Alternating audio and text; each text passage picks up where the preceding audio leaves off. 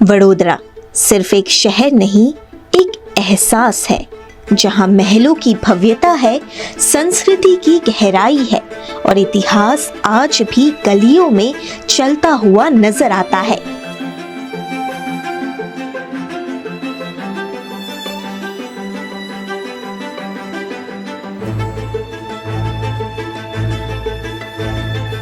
ये शहर अपनी कला, अपने संस्कार और अपनी शाही विरासत के लिए विश्व भर में जाना जाता है, लेकिन इस शहर की असली पहचान उन गलियों में छिपी है जहां इतिहास सिर्फ किताबों में नहीं, दीवारों पर सांस लेते हैं।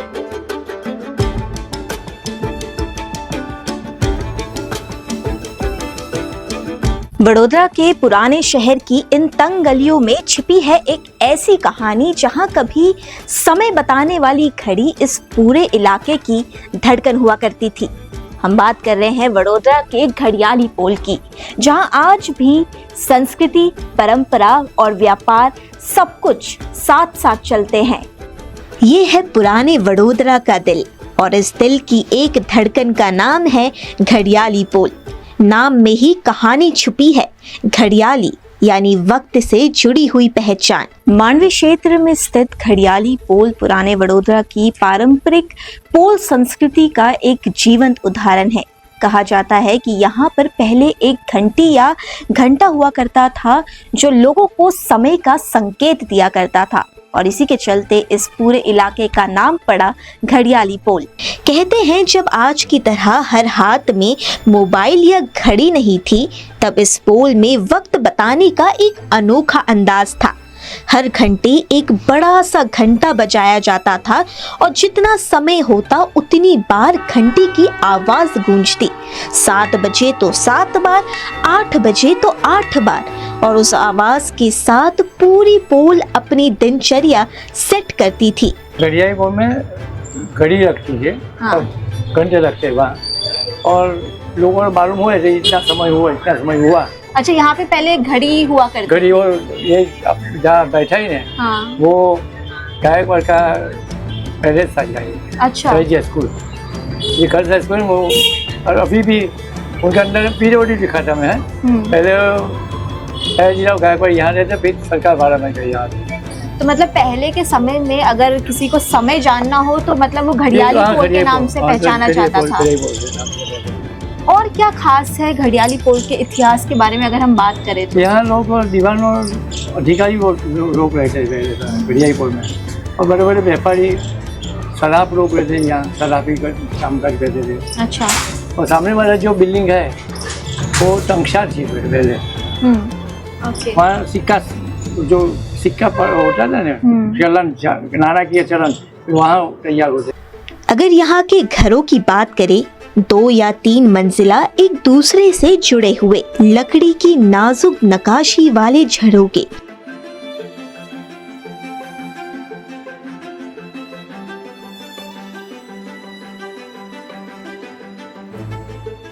तो जैसा कि आपने शुरू से घड़ियाली पोल की छवि देखी है, तो तब के घड़ियाली पोल में और अभी के घड़ियाली पोल में आपको क्या मतलब अंतर नजर आता है? अगर वो रेसिडेंट एरिया था पहले, अभी कॉमर्शियल जोन हो गया सब। अच्छा, अभी मतलब ज्यादा व्यापार वगैरह ज्यादा व्यापार हो गया है, कॉमर्शियल जोन हो गया सब, और रेसिडेंट कम हो गए। सोसाइटी में लोग गए ज्यादा से ज्यादा, और जो ओल्ड प्रॉपर्टी थी वो लोग बेचकर फ्लैट बना दिया।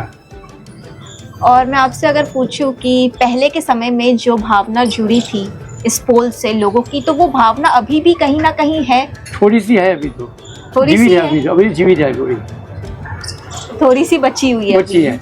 मतलब सब आधुनिकता के पीछे सब नहीं दौड़ रहे हैं। अभी है, थोड़ी आधुनिकता ज्यादा हो गई अभी तो। हाँ, अपने काम में बिजी हो गए, अपने काम में बिजी हो गए सब लोग। मतलब पहले के समय में ऐसा ही हुआ करता था कि सब लोग बहुत मिलकर रहते थे, एक दूसरे के सुख दुख में साथ देते थे। सोशल प्रोग्राम भी होते थे यहाँ घड़ियाली पोल में। अच्छा, पहले सोशल प्रोग्राम्स भी होते थे। ये जब कंपाउंड है वैकुंठ धाम कहते थे पहले लोग। वैकुंठ धाम में पहले यहाँ सभा होती थी।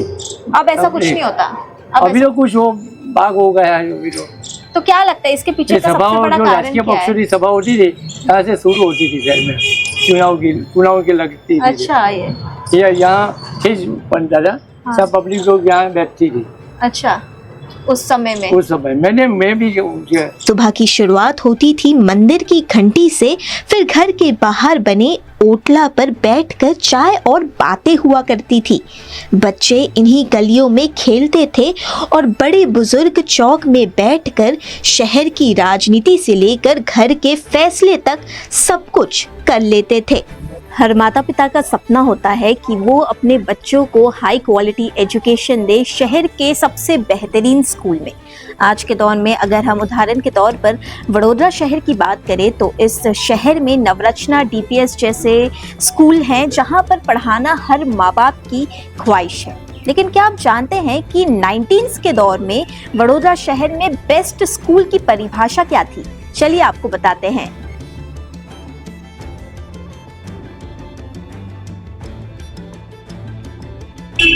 तो मैंने सुना है कि घड़ियाली पोल में ये जो स्कूल है उसे उस दौर का सबसे बेस्ट स्कूल माना जाता था। तो आप जितना स्कूल के बारे में जानते हैं, क्या क्या जानते हैं, मतलब स्कूल की क्या ऐसी खास बात है कि इसको इतनी ज़्यादा वैल्यू मिलती थी?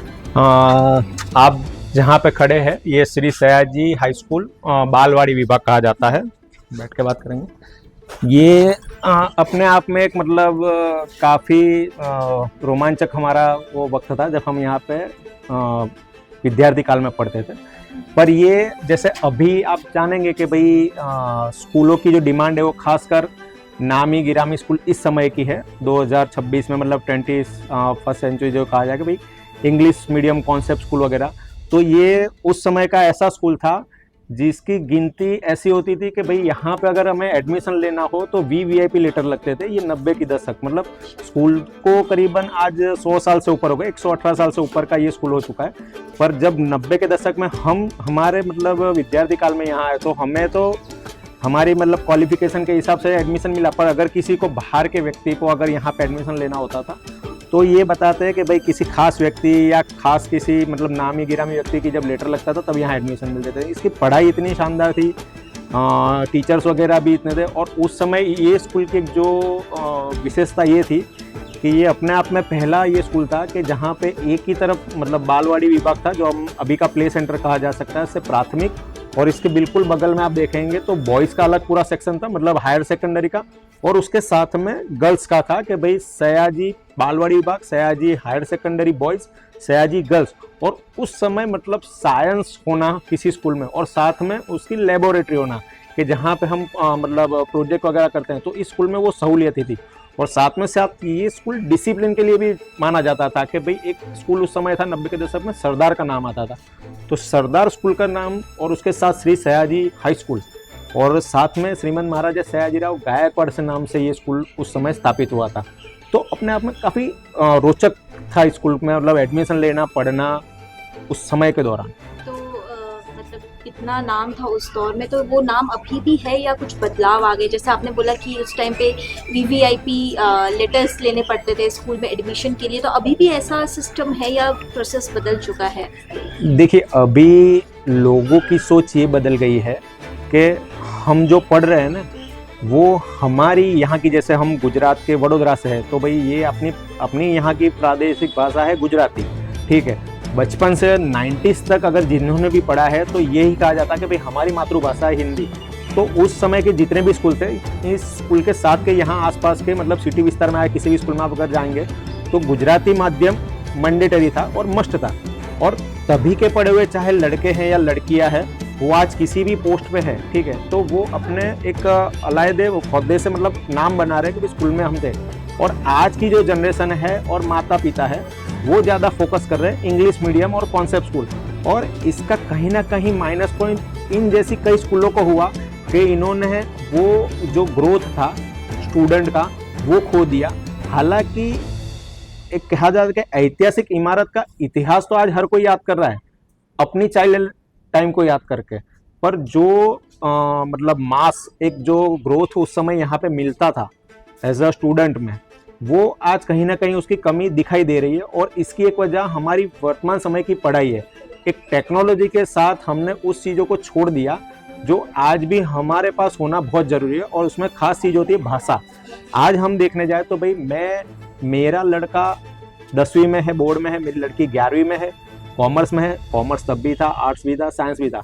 पर आज हम देखे जाए तो ज्यादातर लड़के लड़कियां, चाहे वो प्राथमिक विभाग के हो या हायर सेकेंडरी को, तो उन्हें जब लिखने के लिए अगर कुछ कहा जाता है ना, तो वो अपनी होम मतलब लैंग्वेज, मतलब अपनी प्रादेशिक भाषा या अपनी मातृभाषा जो कही जाती है, अब तो उसको भी उन लोगों ने मतलब नकार दिया कि हिंदी हमारी मातृभाषा, अब अलग अलग स्टेट की वजह से इश्यू में आ रही है। सो वो उसको लिखने या बोलने में कहीं ना कहीं मतलब अटक जाते हैं, जबकि इंग्लिश मीडियम मैंडेटरी करने की वजह से उसमें उनका जो परफॉर्मेंस है वो बढ़ गया, और इसका भुगतान कहीं ना कहीं इन जैसी कई स्कूलों को भी करना हुआ है। आज भले ही वक्त डिजिटल हो गया हो, लेकिन घड़ियाली पोल की दीवारों में अभी भी पुराने वक्त की गूंज महसूस होती है।